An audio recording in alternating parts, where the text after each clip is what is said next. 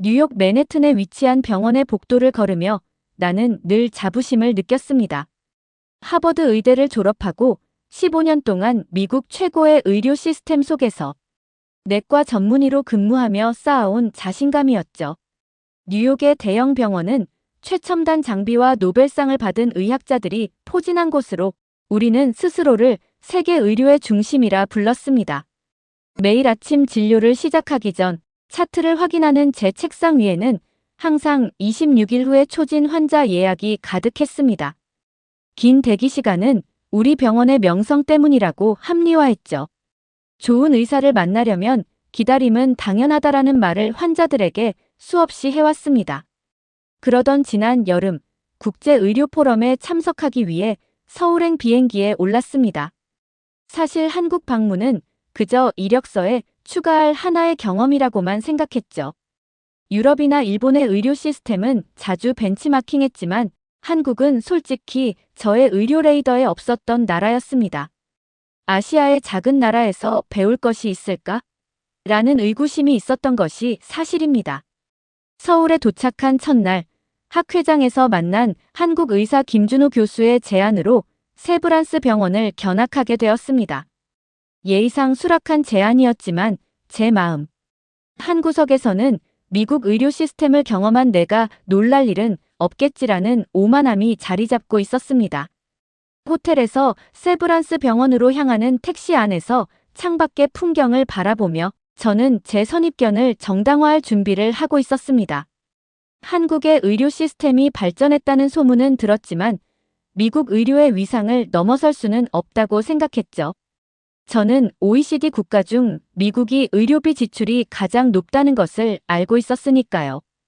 당연히 최고의 의료 서비스를 제공할 것이라 믿었습니다. 병원 로비에 들어서자 첫인상은 놀라움이었습니다. 뉴욕의 병원들처럼 환자들이 길게 줄을 서서 접수를 기다리는 모습이 없었죠. 대신 사람들은 키오스크에서 간단히 터치 몇 번으로 접수를 마치고 있었습니다. 김 교수는 자랑스럽게 이야기했습니다. 우리는 평균 대기 시간을 5일 이내로 유지하고 있어요. 초진도 3에서 5일 안에 가능합니다. 순간 제 귀를 의심했습니다. 3에서 5일이라고요? 미국에서 26일은 기본인데 말이죠. 더 놀라운 것은 진료비였습니다. 김 교수가 보여준 일반 내과 초진 비용이 약 4만 원, 미국 달러로 약 30달러 수준이라는 점이었습니다. 미국에서는 보험이 없는 환자가 내과 초진을 받으려면 최소 200달러를 준비해야 합니다. 제 표정을 읽은 김 교수가 미소를 지으며 말했습니다. 놀라셨나요? 더 놀라운 것들이 많으니 따라오세요. 견학을 계속하면서 제 머릿속에서는 계속해서 의문이 들었습니다. 미국의 의료 시스템이 과연 세계 최고인가? 우리가 가장 많은 돈을 쓰고 있는데 환자들이 받는 서비스는 최고일까? 저는 이 질문의 답을 찾기 위해 한국 의료 시스템을 더 깊이 들여다보기로 했습니다. 병원 내부로 들어가며 저는 제 의료에 대한 인식이 흔들리기 시작하는 것을 느꼈습니다. 15년간 쌓아온 믿음과 자부심이 이곳에서의 경험으로 무너질 줄은 상상도 못했습니다. 그리고 이제 막 놀라운 여정이 시작되려 하고 있었습니다. 김 교수의 안내로 세브란스 병원의 내부로 발걸음을 옮겼습니다. 로비를 지나자 내과 진료실 쪽으로 향하는 복도가 나타났고 그곳엔 미국 병원에서 흔히 볼 수 있는 혼잡함이 전혀 없었습니다. 환자들이 진료를 기다리고 있었지만 놀랍게도 모두가 조용히 자신의 차례를 기다리고 있었죠. 뉴욕의 병원 대기실에서 흔히 볼 수 있는 짜증 섞인 한숨이나 투덜거림이 없었습니다. 여기서 환자들이 얼마나 기다리나요? 김 교수에게 물었습니다. 평균 대기 시간은 7분 정도입니다. 예약 시간을 지키는 문화가 정착되어 있어서 대기 시간이 길어지는 일이 드물어요. 7분이라니 믿기 힘들었습니다. 미국에서는 예약 시간에 도착해도 30분에서 많게는 1시간까지 기다리는 것이 일상이었으니까요. 그것도 미리 예약된 환자에 한해서 말입니다. 대기실 한쪽에는 여러 대의 태블릿이 비치되어 있었습니다. 호기심에 가까이 다가가 보니 환자들이 진료 전에 태블릿으로 문진표를 작성하고 있었습니다. 종이 문진표를 작성하고 간호사가 이를 전자차트에 옮기는 미국의 방식과는 달리 환자들이 직접 입력한 정보가 실시간으로 의사의 화면에 반영되고 있었습니다. 이 시스템은 5년 전부터 도입했어요. 환자가 입력한 정보가 실시간으로 의사의 화면에 전송되어 의사는 환자를 만나기 전에 미리 상태를 파악할 수 있죠. 시간도 절약되고 오류도 줄어들었습니다. 김 교수의 설명을 들으며 저는 미국에서 여전히 종이 차트를 사용하거나 초보적인 전자의무기록 시스템을 사용하는 병원들을 떠올렸습니다. 전자의무기록 시스템이 있더라도 환자가 직접 참여하는 방식은 아직 널리 퍼지지 않았죠. 갑자기 제 스마트폰에 알림이 왔습니다. 세브란스 병원의 앱을 다운로드 받으라는 메시지였습니다. 김 교수의 권유로 앱을 설치하자 놀랍게도 방문자용 임시 계정이 생성되었고 병원 내 위치 안내부터 각종 편의 시설 정보까지 한눈에 볼 수 있었습니다. 이 앱을 통해 환자들은 검사 결과를 실시간으로 확인할 수 있고 다음 진료 예약도 가능합니다. 약 처방도 앱으로 확인할 수 있고 필요하면 약국에 미리 전송할 수도 있죠. 이어서 우리는 진료실로 향했습니다. 문을 열고 들어가자 또 다른 놀라움이 기다리고 있었습니다. 의사의 책상 앞에 놓인 모니터는 환자를 향해 있어 의사와 환자가 함께 화면을 볼 수 있었습니다. 이는 미국에서 의사가 모니터를 독점하고 환자는 의사의 뒷모습만 보는 배치와는 완전히 달랐습니다. 우리는 환자가 자신의 상태를 눈으로 확인하며 이해할 수 있도록 이런 배치를 선택했습니다. 환자의 알 권리와 참여를 중요하게 생각하죠. 더욱 놀라운 것은 검사실과의 연계였습니다. 한 환자가 혈액 검사를 받고 있었는데 그 결과가 15분 내에 의사의 화면에 실시간으로 표시되었습니다. 미국에서는 기본적인 혈액 검사 결과조차 하루에서 이틀을 기다려야 하는 경우가 많았는데 말입니다. 이 정도 효율성은 미국보다 적어도 10년은 앞서 있는 것 같네요. 저도 모르게 내뱉은 말에 김 교수는 미소를 지었습니다. 그의 표정에서 자부심이 느껴졌습니다. 그리고 저는 점점 더 깊은 문화 충격에 빠져들고 있었습니다. 특히 인상 깊었던 것은 진료 과정에서의 기술 활용이었습니다. 의사가 말하는 모든 것이 음성 인식 시스템을 통해 자동으로 차트에 기록되었고 인공지능이 진단 제안을 실시간으로 제공했습니다. 미국에서도 이런 기술이 있긴 하지만 이렇게 완벽하게 통합되어 일상적으로 사용되는 경우는 드물었습니다. 이건 단순한 기술의 차이가 아니라 환자 중심 의료에 대한 철학의 차이인 것 같아요. 제 말에 김 교수는 고개를 끄덕였습니다. 맞습니다. 우리는 기술이 의사를 대체하는 것이 아니라 의사가 환자에게 더 집중할 수 있도록 도와주는 도구라고 생각합니다. 30분 만에 경험한 이 모든 것들이 제 의학적 세계관을 흔들기 시작했습니다. 미국 의료 시스템에 대한 자부심은 서서히 의문으로 바뀌고 있었습니다. 이 병원에서 맛본 효율성과 환자 중심 접근법은 제가 지금까지 익숙했던 것과는 완전히 달랐으니까요. 병원 투어를 계속하며 저는 한국의 의료 시스템이 단순히 기술적으로 앞서 있는 것이 아니라 환자를 대하는 근본적인 태도가 다르다는 것을 깨닫기 시작했습니다. 세브란스 병원의 내과 외래 진료실에서 실제 진료가 이루어지는 과정을 지켜볼 기회를 얻었습니다. 김 교수의 배려로 환자의 동의를 얻어 한 진료 세션에 참관하게 된 것입니다. 물론 개인정보 보호를 위해 특정 내용은 기억하지 않기로 약속했습니다. 진료실에 들어선 환자는 60대 중반으로 보이는 남성이었습니다. 고혈압과 당뇨로 정기 진료를 받으러 온 분이었죠. 첫 순간부터 놀라웠던 것은 의사와 환자 사이의 관계였습니다. 김 교수는 환자를 선생님이라고 호칭하며 존중의 태도를 보였습니다. 미국에서는 의사가 환자에게 이름을 부르거나 간단히 헬로우라고 인사하는 것이 일반적인데 이런 존중의 표현이 인상 깊었습니다. 더 놀라웠던 것은 진료의 전체적인 흐름이었습니다. 김 교수는 미리 받은 문진 내용을 확인하며 환자의 상태를 파악했고 이전 검사 결과와 현재 상태를 비교하며 설명했습니다. 그런데 여기서 큰 차이점이 있었습니다. 의사는 모든 의학 용어를 환자가 이해할 수 있는 쉬운 말로 풀어 설명했고 환자의 이해도를 계속해서 확인했습니다. 혈당 수치가 지난번보다 조금 높아졌네요. 식사 패턴에 변화가 있으셨나요? 환자는 최근 명절로 인해 식단 관리가 어려웠다고 답했고 김 교수는 이해한다는 표정으로 고개를 끄덕였습니다. 그리고는 식사 조절에 대한 구체적인 조언과 함께 환자의 생활 패턴을 고려한 맞춤형 관리 방법을 제안했습니다. 미국에서라면 이 과정이 어떻게 진행되었을까요? 아마도 의사는 수치를 간단히 언급하고 약 용량을 조절해야겠네요. 정도로 마무리했을 것입니다. 상담 시간은 보통 10분을 넘기지 않으니까요. 그러나 이곳에서는 환자가 자신의 상태를 충분히 이해하고 스스로 관리할 수 있도록 시간을 할애했습니다. 진료가 끝나고 환자가 나간 후 김 교수는 진료실 내 전화기를 들어 약사에게 직접 연락했습니다.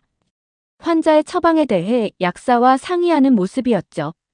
이어서 간호사도 진료실에 들어와 환자의 다음 검사 일정과 관리 계획에 대해 의견을 나누었습니다.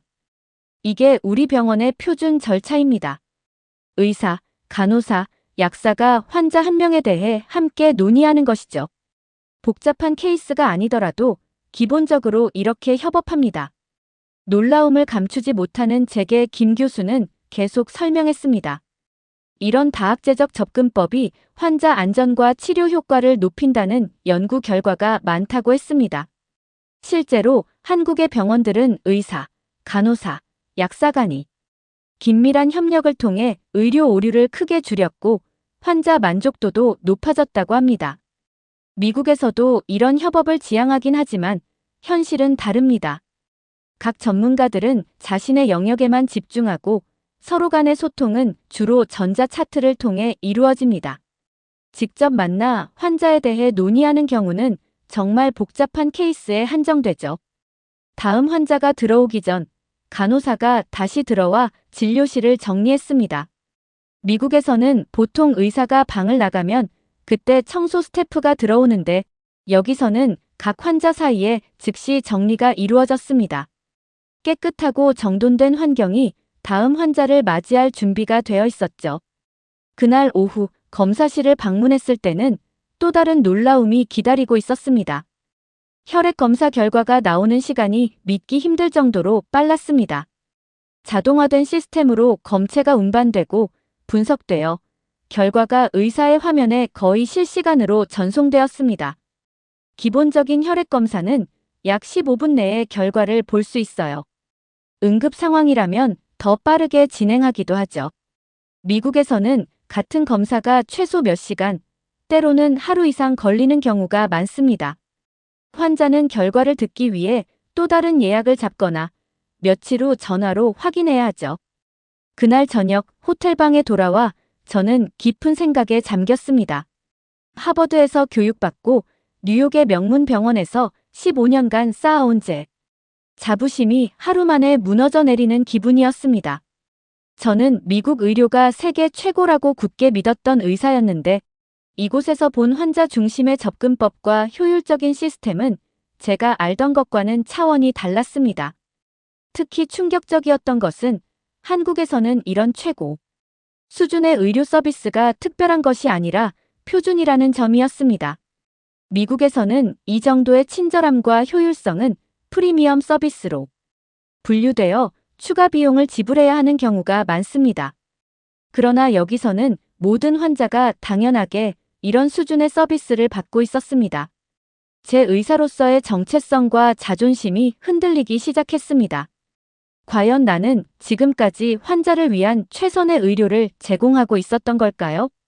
아니면 그저 미국 시스템이 허용하는 한계 내에서만 움직이고 있었던 걸까요? 다음 날 아침, 세브란스 병원의 응급의료센터를 방문했습니다.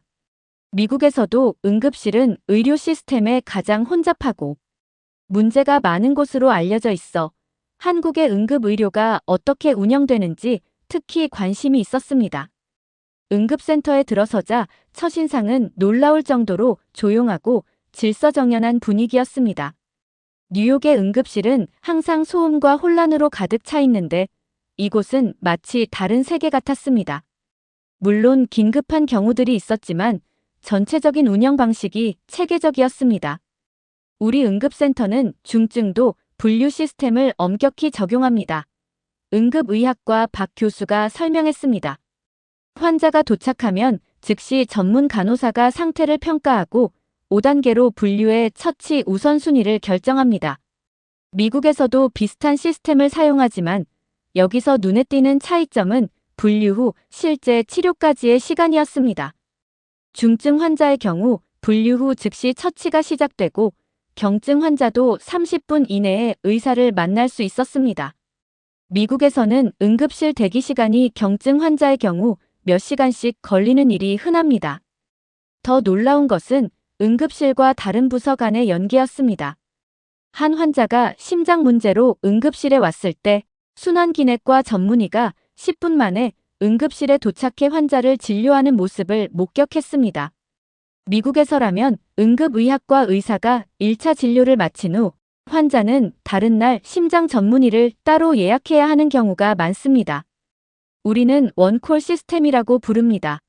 박 교수가 자랑스럽게 말했습니다. 응급의학과에서 판단하여 전문과 의사에게 연락하면 그 의사는 최우선으로 응급실에 와야 합니다. 24시간 가능한 시스템이죠. 이런 신속한 대응이 가능한 이유를 물었더니 박 교수는 병원의 당직 체계와 인력 배치를 설명해 주었습니다. 주요 전문과는 항상 병원에 전문의가 상주하고 있으며 환자의 상태에 따라 즉시 호출할 수 있는 시스템이 갖춰져 있다고 합니다. 이는 미국 많은 병원에서 야간 당직을 레지던트나 전공의에게 맡기는 것과는 큰 차이가 있었습니다. 응급센터를 나와 다음으로 향한 곳은 병원의 모바일 헬스케어 센터였습니다. 이곳에서는 퇴원 환자들의 사후 관리와 만성 질환자들의 원격 모니터링을 담당하고 있었습니다. 우리는 환자가 병원을 떠난 후에도 책임이 끝나지 않는다고 생각합니다. 센터의 이 박사가 말했습니다. 특히 만성 질환자들은 지속적인 관리가 필요하죠. 센터에서는 환자들에게 스마트 기기를 제공하여 혈압, 혈당, 심박수 등을 측정하고 이 데이터가 실시간으로 병원에 전송되는 시스템을 운영하고 있었습니다. 이상 징후가 감지되면 의료진이 즉시 연락하여 조기에 대응할 수 있었습니다. 미국에서도 원격 의료는 점차 확대되고 있지만 한국의 시스템은 훨씬 더 통합적이고 접근성이 높았습니다.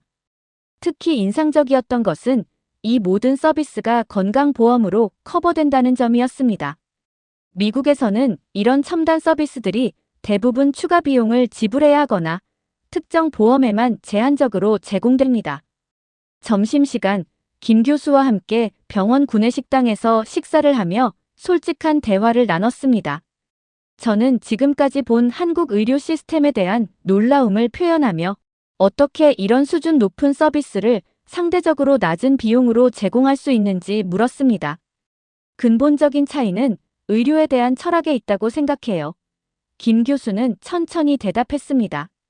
한국에서는 의료를 기본권으로 여기고 모든 국민이 양질의 의료 서비스에 접근할 수 있어야 한다고 봅니다. 물론 우리 시스템도 완벽하지 않아요. 의사들의 과로 문제, 일부 특수 치료의 대기 시간 등 개선해야 할 점들이 많습니다. 김 교수의 말을 들으며 미국과 한국의 의료 시스템 차이가 단순히 기술이나 효율성의 문제가 아니라는 것을 깨달았습니다. 그것은 의료를 바라보는 근본적인 관점의 차이였습니다. 미국에서는 의료를 주로 비즈니스 관점에서 접근하는 경향이 있고 효율성과 수익성이 우선시됩니다.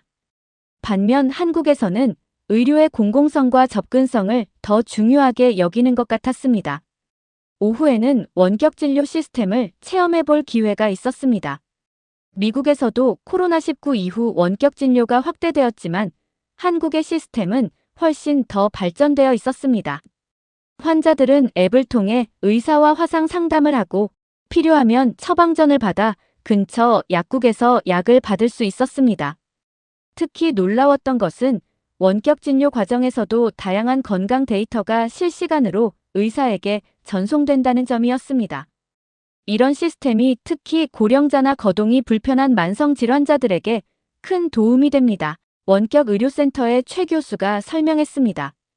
물론 모든 진료가 원격으로 가능한 것은 아니지만 많은 일상적인 관리와 상담이 이루어질 수 있죠. 하루 종일 다양한 부서를 둘러보며 저는 점점 더 깊은 생각에 빠졌습니다. 미국의 의료 시스템은 첨단 장비와 뛰어난 전문가들이 있음에도 불구하고 왜 환자 경험과 접근성 측면에서는 이토록 뒤처져 있는 걸까요? 그리고 더 근본적인 질문, 우리는 정말 환자를 위한 시스템을 만들고 있는 걸까요? 아니면 시스템을 위한 환자를 요구하고 있는 걸까요? 호텔로 돌아오는 길에 창밖으로 서울의 밤거리를 바라보며 제 마음속에는 하나의 명확한 자각이 자리 잡았습니다. 우리는 환자가 아니라 시스템을 먼저 보고 있었다. 이것이 미국 의료의 근본적인 문제점이었습니다. 한국에서의 마지막 날, 김 교수는 특별한 기회를 마련해 주었습니다. 자신이 직접 담당하는 암 환자의 다학제 진료 회의에 제가 참관할 수 있도록 해준 것입니다. 물론 환자의 사전 동의를 받은 후에 이루어진 일이었죠. 회의실에 들어서자 다양한 전문 분야의 의사들이 모여 있었습니다. 종양내과, 외과, 방사선 종양학과, 영상의학과, 병리과 의사뿐만 아니라 간호사, 약사, 영양사, 그리고 심지어 사회복지사까지 함께했습니다. 이런 구성은 미국의 종양 컨퍼런스와 크게 다르지 않았지만 회의의 분위기는 완전히 달랐습니다. 환자는 50대 중반의 췌장암 환자였습니다. 회의는 환자의 현재 상태에 대한 객관적인 정보 공유로 시작되었지만 곧 의사들의 토론은 이 환자에게 최선의 치료법은 무엇인가라는 질문을 넘어 이 환자의 삶의 질을 어떻게 유지할 것인가로 확장되었습니다. 특히 인상적이었던 것은 사회복지사가 환자의 경제적 상황과 가족 지원 체계에 대해 상세히 보고하고 이것이 치료 결정의 중요한 요소로 고려되었다는 점이었습니다. 미국에서는 이런 요소들이 의료적 결정과 별개로 취급되는 경우가 많은데 여기서는 환자의 전체적인 상황이 통합적으로 고려되고 있었습니다. 우리는 질병이 아닌 환자를 치료한다는 원칙을 실천하고자 합니다. 회의를 주재하던 김 교수가 설명했습니다. 의학적으로 최선의 치료법이 환자의 현실과 맞지 않는다면 그것은 진정한 의미의 최선이 아니라고 생각합니다. 회의가 끝난 후 김 교수는 제게 또 하나의 놀라운 정보를 알려주었습니다. 이 환자는 치료 과정에서 자신의 의료 데이터를 국가 암 데이터베이스에 기증하기로 동의했다는 것입니다.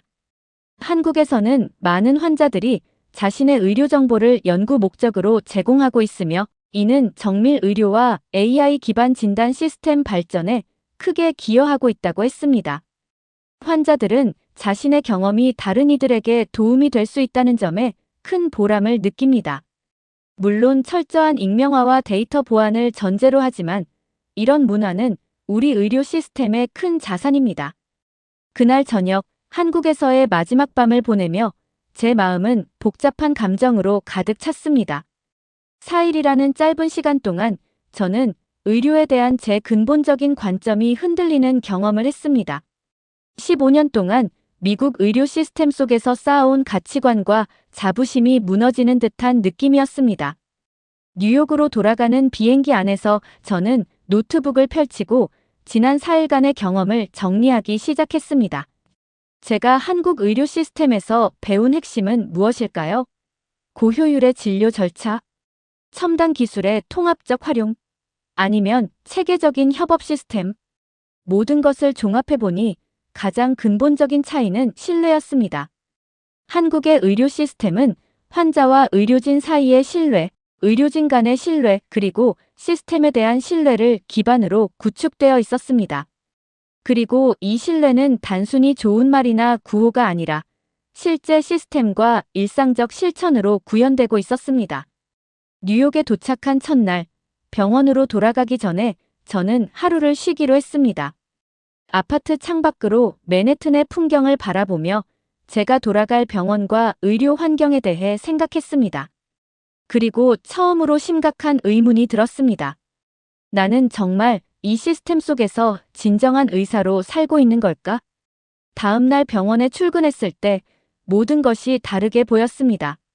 아침 회진을 돌면서 환자들의 이야기를 듣는 시간이 너무 짧다는 것을 느꼈고 간호사들과의 소통이 얼마나 형식적인지 깨달았습니다.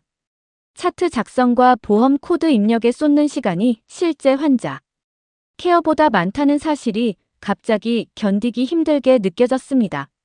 한 달이 지난 후 저는 병원장에게 면담을 요청했습니다. 한국에서의 경험을 공유하고 우리 병원에서도 도입할 수 있는 개선점들을 제안하기 위해서였습니다. 병원장은 제 이야기를 흥미롭게 들었지만 마지막 결론은 실망스러웠습니다. 에반, 그런 시스템은 분명 인상적이지만 우리 병원의 현실과는 맞지 않아요.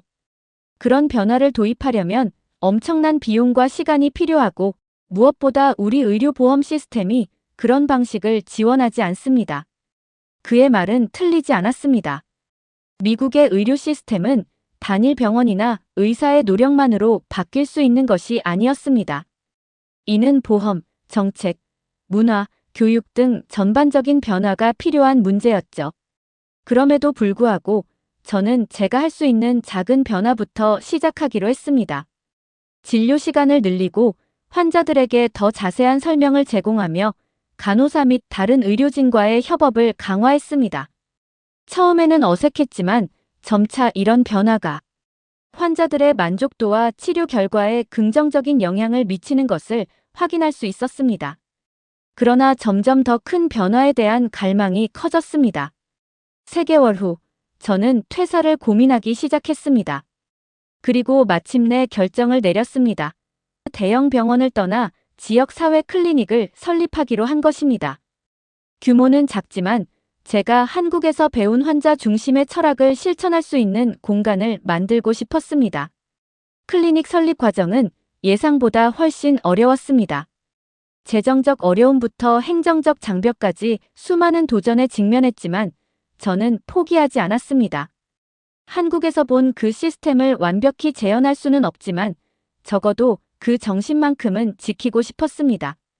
오늘날 저희 클리닉은 작지만 의미 있는 변화를 만들어가고 있습니다.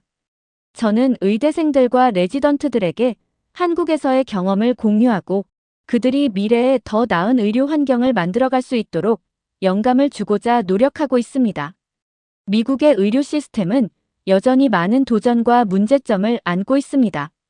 하지만 저는 이제 알고 있습니다. 진정한 변화는 시스템의 크기나 비용이 아니라 의료를 바라보는 근본적인 관점에서 시작된다는 것을. 한국의 의료 시스템이 가르쳐준 가장 중요한 교훈은 바로 이것이었습니다. 의료는 단순한 기술이나 비즈니스가 아니라 무엇보다도 신뢰를 다루는 일이라는 것입니다.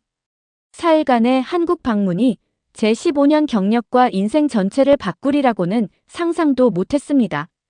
하지만 때로는 가장 예상치 못한 순간에 가장 예상치 못한 장소에서 우리 인생의 방향을 바꾸는 깨달음이 찾아오는 것 같습니다. 구독자님들, 오늘 사연 중 가장 인상 깊은 부분을 댓글로 공유해 다른 분들과 함께 의견 나눠보세요. 저도 읽어보며 소통하겠습니다.